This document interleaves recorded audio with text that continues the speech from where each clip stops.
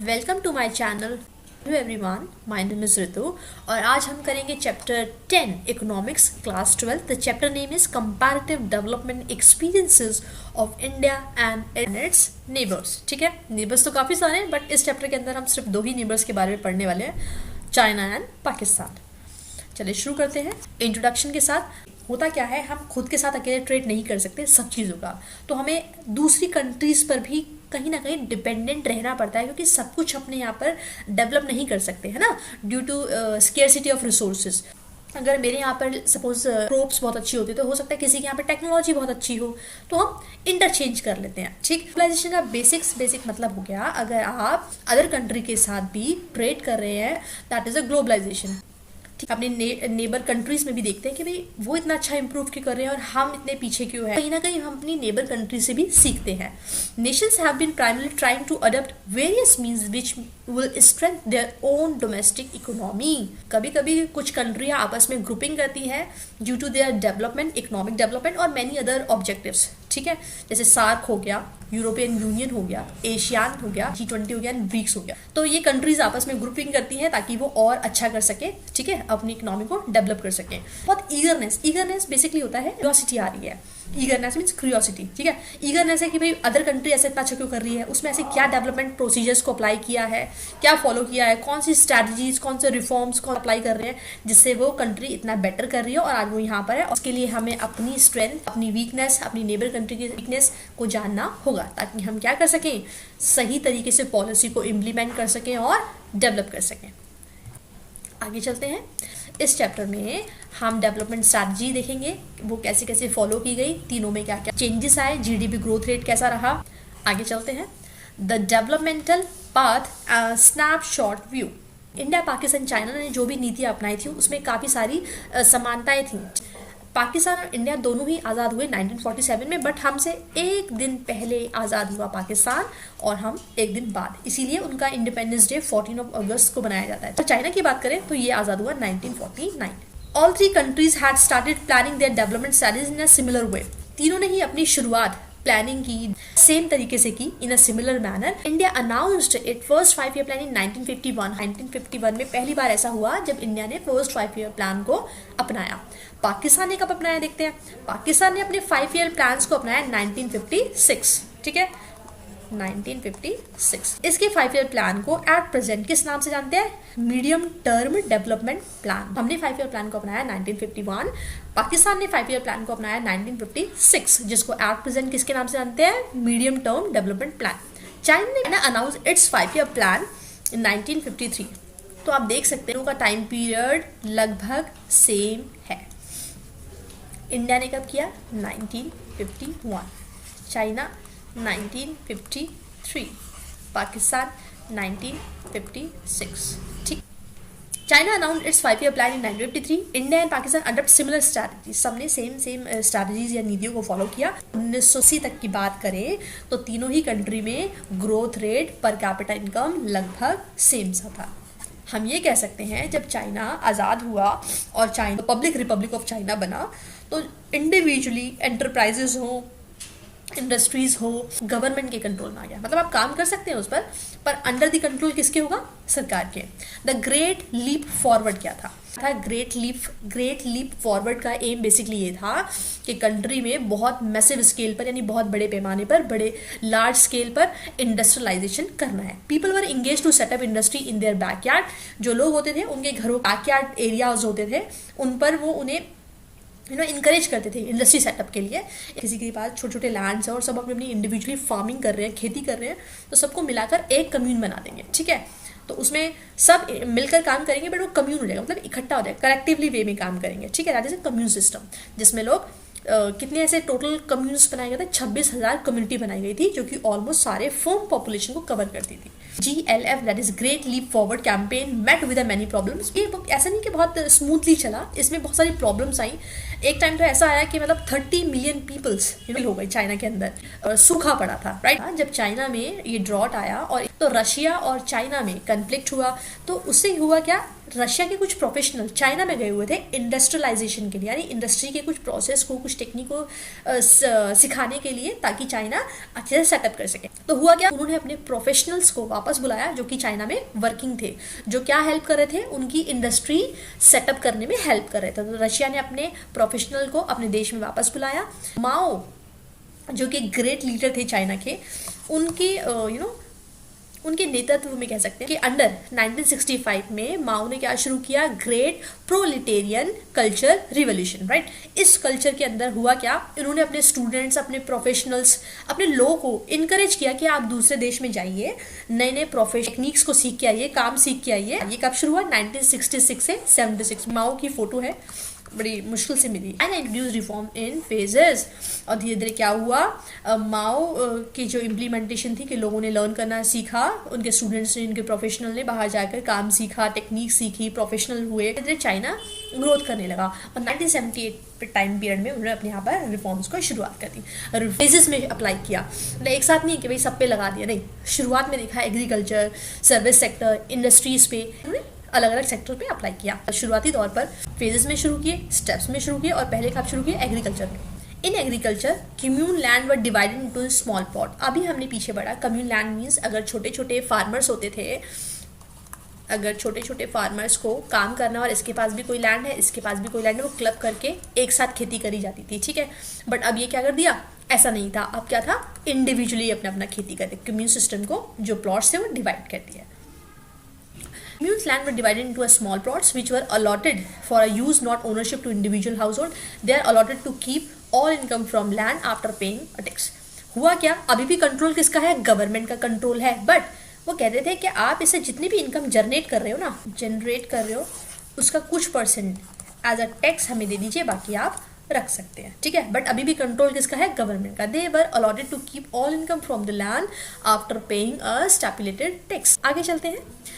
The reforms process also involved dual pricing, which mean fixing the price in a two ways. दो तरीके से price को decide किया गया। Farmers and industrial units were required to buy and sell fixed quantity of input and output on the basis of prices fixed by the government. एक fixed quantity होती थी कि इतनी क्वांटिटी आप इतने प्राइस पर ही बेचेंगे, जो कौन डिसाइड कर रही है, गवर्नमेंट। रेस्ट को आप बेच सकते हैं। प्रोडक्शन अच्छे से बढ़ रही है, प्राइवेट को भी इन्वॉल्व कर लिया, ठीक, अच्छे से मतलब इम्प्लीमेंटेशन हो रहा है। प्रेजेंट चाइना का 14 5-year प्लान चल रहा है, जो कि कब से कब तक चलेगा, 21 से 25 तक। In order to attract foreign investor, special economic zones were set up. Special economic zones क्या होते हैं, आप लेमैन लैंग्वेज में समझ लीजिए, एक ऐसा एरिया जिसमें आप चाह रहे हैं कि फॉरेनर्स है वो इन्वेस्ट करें और फॉरेन इनकम जनरेट हो आपके यहाँ पर, वो आपके यहाँ पे इंडस्ट्री सेटअप करें, ट्रेड अच्छा हो, ठीक है। आगे चलते हैं। अब हम पढ़ते हैं Pakistan, India and Pakistan. India and Pakistan में कैसे इकोनॉमी चलती है, मिक्स्ड इकोनॉमी, राइट। वही बताया गया कि जैसे से इंडिया में जो पॉलिसी या प्रोसीजर्स फॉलो हो रहे थे, वैसे ही पाकिस्तान में भी फॉलो होते हैं, यानी दोनों में काफ़ी समानताएं हैं, ठीक है। In the 1950 to 60 Pakistan introduce a variety of regulated policy framework, ठीक है। इसने भी काफ़ी सारी पॉलिसीज अप्लाई 1950 से लेके 60 के अप्रॉक्स। जैसे कि हमारे अभी पब्लिक इन्वेस्टमेंट को बढ़ावा दिया गया, ऐसे ही पाकिस्तान में भी पब्लिक इन्वेस्टमेंट को बढ़ावा दिया गया। जैसे कि इंडिया में टैरिफ का वो था, कोटा लगाते थे, टैरिफ लगाते थे ताकि हमारी डोमेस्टिक इंडस्ट्रीज़ को नुकसान हो, सेम ऐसे ही पाकिस्तान में भी था। हमने जैसे ग्रीन रेवोल्यूशन अपनाया, जिसकी वजह से क्या हुआ, हमारी फूड ग्रेन्स बढ़ी क्योंकि हमने उसमें डेवलपमेंट देखा। ऐसे पाकिस्तान में भी फूड ग्रेन्स बढ़े जब उन्होंने रिवोल्यूशन को अपनाया, ग्रीन रेवोल्यूशन। धीरे धीरे इन्होंने भी प्राइवेट सेक्टर को इनकरेज किया कि आप भी इन्वेस्ट कर सकते हैं, सेटअप कर सकते हैं। 1970 से लेके 1980s के बीच में इसने थोड़ी बहुत अपनी पॉलिसी में चेंजेस लाया और डी नेशनलाइजेशन किया, जिसके थ्रू इसने इनकरेज किया प्राइवेट सेक्टर को। ड्यूरिंग दिस पीरियड पाकिस्तान को दूसरी कंट्रियों से ना हेल्प आती थी, एड कह सकते हैं आप एक तरीके से, यानी फाइनेंशियली हेल्प, राइट, आर्थिक सहायता। During this period, Pakistan also received financial support from Western nation and remittance from the countries, increasing outflow of immigrant of the Middle East. होता क्या था, अगर पाकिस्तान के कुछ लोग बाहर जाकर काम कर रहे हैं तो वो जो कमाया हुआ पैसा जो उस कंट्री में कमाया गया, अगर वहाँ कोई बाहर काम कर रहा है तो उस पैसे को वो पाकिस्तान भेजते थे, उसको बोलते हैं remittance. This helped the country in stimulating economic growth, and the government has also incentive to the private sector. All this created a conducive climate for a new investment. 1988 reforms were initiated in this country. Time के बाद 1988 में यहाँ पर भी reforms ला दिए गए. आगे चलते हैं. डेमोग्राफिक इंडिकेटर, तीन कंट्री की कंपैरिजन हो रही है अपनी, India, China and Pakistan. Demo means होता है people, right. Population Pakistan is very small. अगर आप जोग्राफिकली देखें तो वर्ल्ड मैप में चाइना के पास ज़्यादा एरिया ऑक्यूपाइड है in comparison of India and Pakistan. ठीक. Its density is lowest. One child norms obviously China में इंट्रोड्यूस किया था, हमारे यहाँ तो कोई ऐसा नहीं है. ठीक है, इंडिया में ऐसा नहीं है और पाकिस्तान में तो बिल्कुल ऐसा नहीं है कि एक ही बच्चा अलाउ है. वन चाइल्ड पॉलिसी अप्लाई करने के बाद, फॉलो करने के बाद पाया गया कि जो चाइना की पॉपुलेशन है उसकी ग्रोथ रेट स्लो है. चाइना ने वन चाइल्ड नॉर्म से ये नोटिस किया कि जो यंग लोग हैं वो कम हो गए हैं इन कंपैरिजन ऑफ, ठीक है, एल्डर पीपल से कम हो गए हैं यंग लोग. तो उसने क्या किया, कपल्स को अलाउ किया कि 2 बच्चे अलाउड है. The fertility rate is low in China and very high in Pakistan.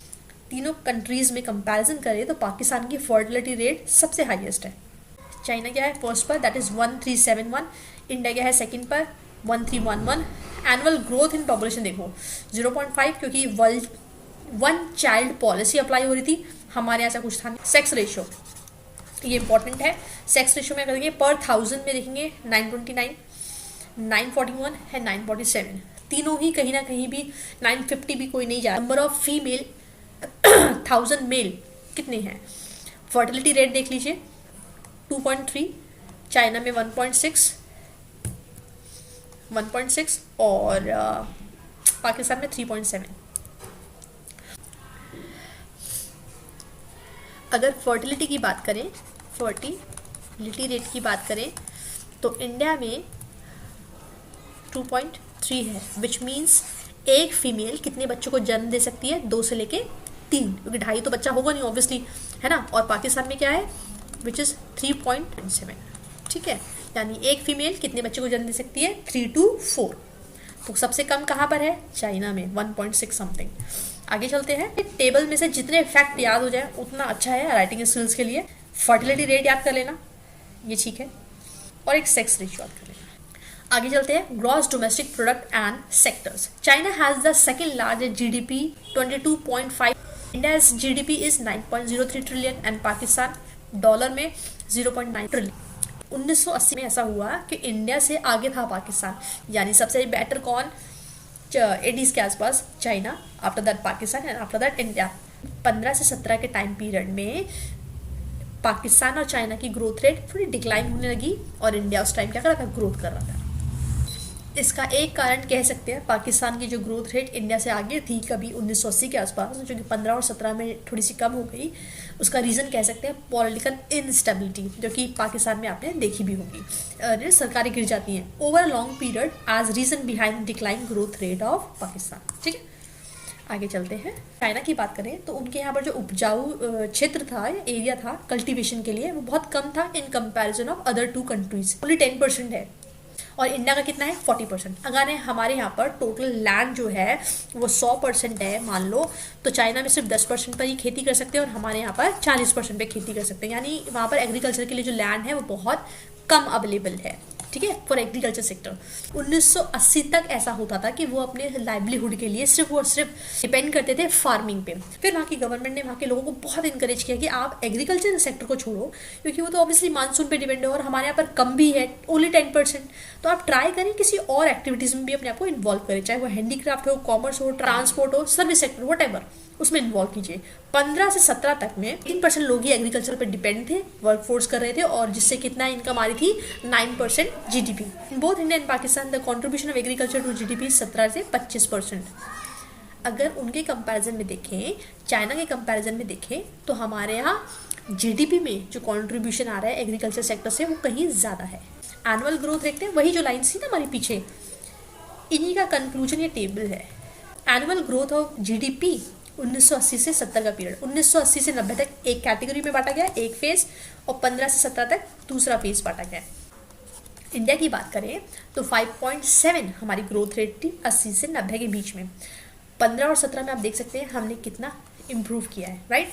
China की बात करें जो की थी 10.3, जस्ट डबल है ना, अब ये डिक्लाइन हो गया 6.8 और अच्छी ग्रोथ रेट है, इनकी भी थोड़ी सी डिक्लाइन हुई है पाकिस्तान। जो प्रीवियस स्लाइड में ये बात कही कि जब चाइना पाकिस्तान इंडिया से आगे था और China just double growth rate पे था, तब इंडिया पीछे था।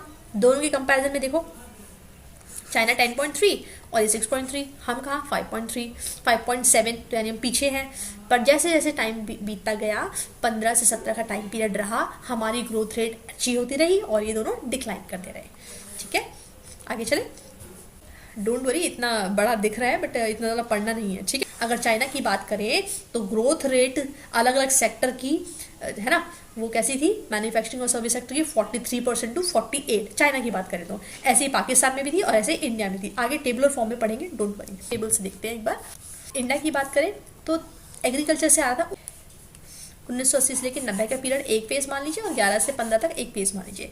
एग्रीकल्चर से 3.1, इंडस्ट्री में 7.4 और सर्विस में 6.9। तो हम देख सकते हैं इंडस्ट्री से हम अच्छा करते हैं। ठीक है, 80 से 90 के पीरियड में देखिए तो एग्रीकल्चर पे भी डिपेंडेंसी है, इंडस्ट्री में कम कर दी और सर्विस पे क्या कर दी, बढ़ा दी। ठीक है, चाइना की बात करें एग्रीकल्चर सेक्टर में 5.9, इंडस्ट्री में 10.8 एंड सर्विस में 13.3। तो आप देखो इम्प्रूवमेंट, उसके बाद इम्प्रूवमेंट और इससे ज़्यादा इम्प्रूवमेंट। अब बात करते हैं पाकिस्तान की। एग्रीकल्चर सेक्टर में ओनली 4%, इंडस्ट्री में 7.7 और सर्विस में 6.8। एग्रीकल्चर सेक्टर में 2.7, इंडस्ट्री में 3.4 और सर्विस में 4.4 यानी 4.4। तो यानी किस तरीके से 1980 से लेकर 1990 तक अलग अलग सेक्टर्स में अलग अलग प्रोग्रेस रेट है और 11 से लेकर 15 तक में अलग अलग परसेंटेज की ग्रोथ देखी गई है। ठीक है, तो trend in output growth in a different sectors for China, Pakistan and India. तो वो टेबल जो है, ये जो पूरा राइटिंग में है, ये सिर्फ टेबलर फॉर्म है, तो ये बेटर है आप इसको पढ़ें। Sectoral share of employment and GDP percentage in 15 से 17। जीडीपी की परसेंटेज देख लेते हैं, contribution of GDP and distribution of workforce, लोगों को कैसे कैसे सेक्टर में कितने कितने परसेंटेज से इन्होंने इन्वॉल्व किया होता। पहला है एग्रीकल्चर सेक्टर, इंडिया के लिए देखते हैं 17% लोग इंडिया के एग्रीकल्चर में लगे हुए थे, 30% लोग इंडस्ट्री में, 53% सर्विस में, टोटल हो गया 100।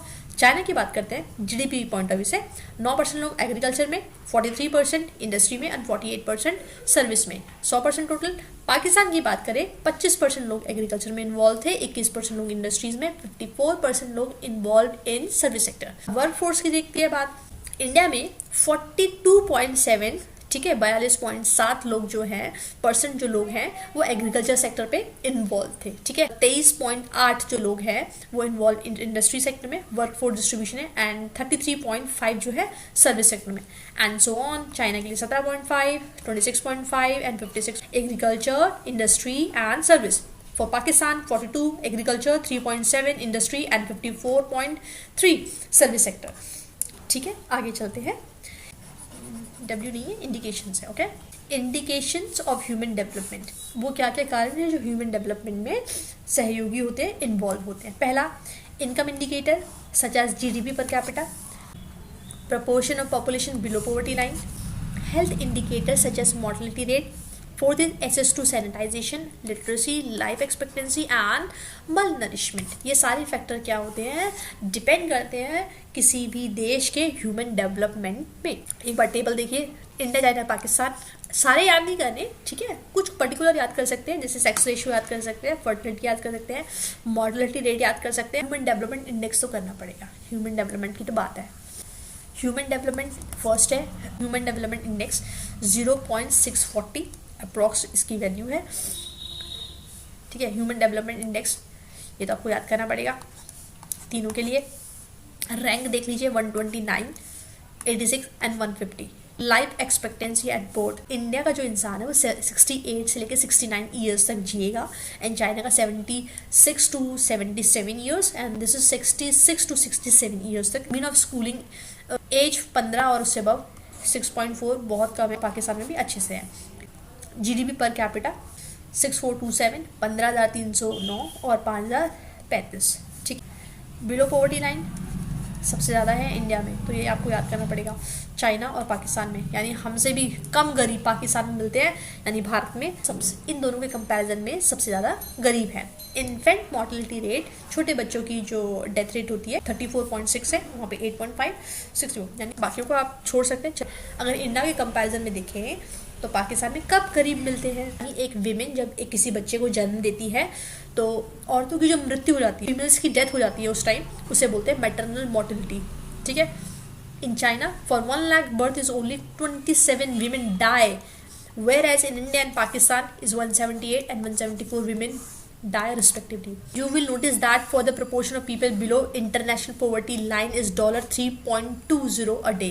India has the largest share of poor among the 3 countries. और इंडिया को देखें तो तीनों कंट्री के मुकाबले सबसे ज़्यादा गरीब कहाँ रहते हैं, इंडिया में। डेवलपमेंट स्ट्रैटेजी पढ़ते हैं and appraisal in order to learn from economic performance of neighbour country. हमें लर्न करना चाहिए अपने आसपास की कंट्रीज़ में क्या चल रहा है, किस तरीके के प्रोसीजर्स पॉलिसीज़ को अडॉप्ट किया जा रहा है, इम्प्लीमेंट किया जा रहा है, क्या सक्सेसेस हैं, क्या फेलियर्स हैं, and so on.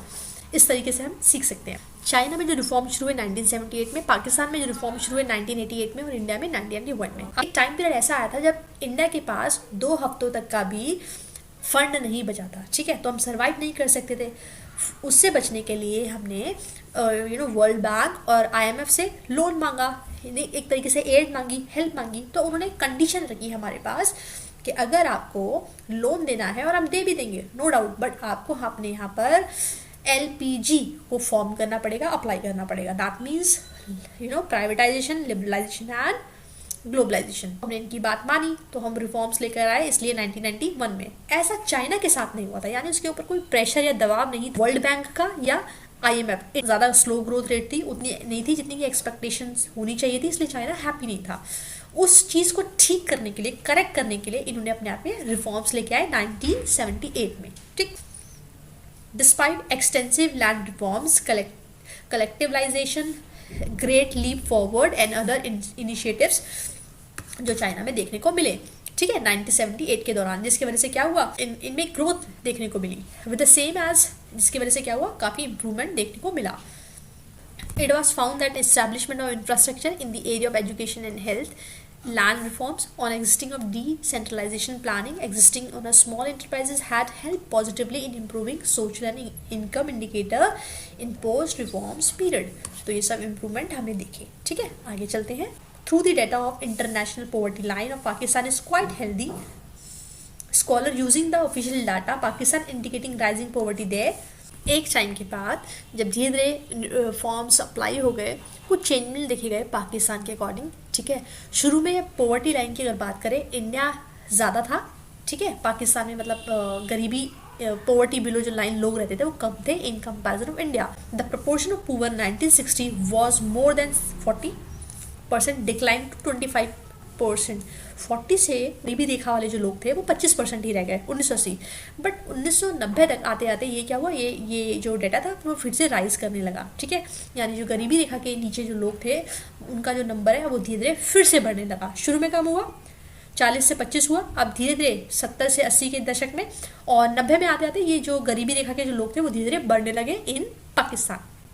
The reason for the slowdown of growth, the first one is political instability, the second one is Western aid, and the third one is foreign remittance. When there was a good harvest, economy was in good condition. When it's not, the economic showed stagnation and negative trend. हमारे पास crisis आई हुई थी, तो हमने उस crisis से निपटने के लिए फॉरेन एक्सचेंज नहीं था, हमारे पास फंड नहीं थे, तो हमने वर्ल्ड बैंक और IMF से लोन ले लिया, जिनकी हमने बात मानते हुए अपने यहाँ पर रिफॉर्म्स लेके आए 1991 में और LPG लागू किया। एक्सपोर्ट ज़्यादा इंपोर्ट से, तो बैलेंस ऑफ पेमेंट सरप्लस में होगा। ठीक है, और सेम चीज़ इंपोर्ट ज़्यादा एक्सपोर्ट से, तो ये बात अच्छी नहीं है किसी भी कंट्री के लिए। ऐसा नहीं अच्छी है, मतलब हम फॉरेन रिजर्व इकट्ठा नहीं कर पाते, फॉरेन रिजर्व कम ला पाते, क्योंकि अपने देश की करेंसी तो चली गई, दूसरे की नहीं आई ना। तो ये क्या हो गया, बैलेंस ऑफ पेमेंट डेफिसिट। ठीक है। तो हमने क्या किया था, हमने उधार लिया था और उसके वजह से हमने अपने यहाँ पे रिफॉर्म्स लेके आया 1991 में रिफॉर्म्स लाने की वजह से हमने एलपीजी को लागू किया। जब वो लागू किया तो हमें अपनी जो डेफिसिट थी, पेमेंट की क्राइसिस आई थी, फॉरेन एक्सचेंज कम था हमारे पास, उससे ओवरकम कर सकें। In Pakistan most foreign exchange earning came from remittance. अभी हम पढ़ चुके हैं पाकिस्तान में वो किस पे निर्भर थे, जो फॉरेन से पैसा आ रहा था, जो पाकिस्तानी वर्कर है जो बाहर काम करते थे। ठीक है। There was also growing dependence on foreign loans पे भी डिपेंड करते थे, जो कि वेस्टर्न कंट्रीज से उन्हें एड्स वगैरह आती थी। ठीक है। फ्री में कोई नहीं देगा, किसी ना किसी रूप में या नेचर में वो वापस मांग लेते हैं। तो हुआ क्या, ये डिपेंड रहते हैं रेमिटेंस वगैरह पे और फॉरेन लोन्स पे। और आपको जानते हैं पाकिस्तान की हालत तो ऐसी बताती है कि जो लोन लेता है उसे वो रीपेमेंट करने की हालत में नहीं होता, और समहाउ अगर वो रीपेमेंट करना भी चाहता है तो वो एक और लोन उठा लेता है। ठीक है। तो difficulty in paying back of loan on others in 15 से 16 द एनुअल प्लान 16 से 17 report GDP registered a growth 4.7%, highest when compare to previous 8 years, while agriculture covered a growth rate from factory level, industrial and service sector this percentage.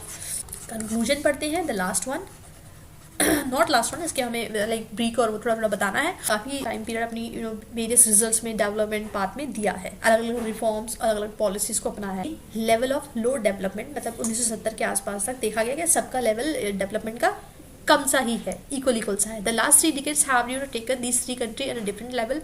30 सालों में, ठीक है, तीनों ही countries ने अलग अलग रिफॉर्म्स को लेके आया, जो कि चाइना ने 1978 में लेके आया, पाकिस्तान 1988 में और इंडिया 1991 में अलग अलग लेवल पे अपनी कंट्री को पहुंचा दी। कौन are the opinion that the political stability over independent remittance and this.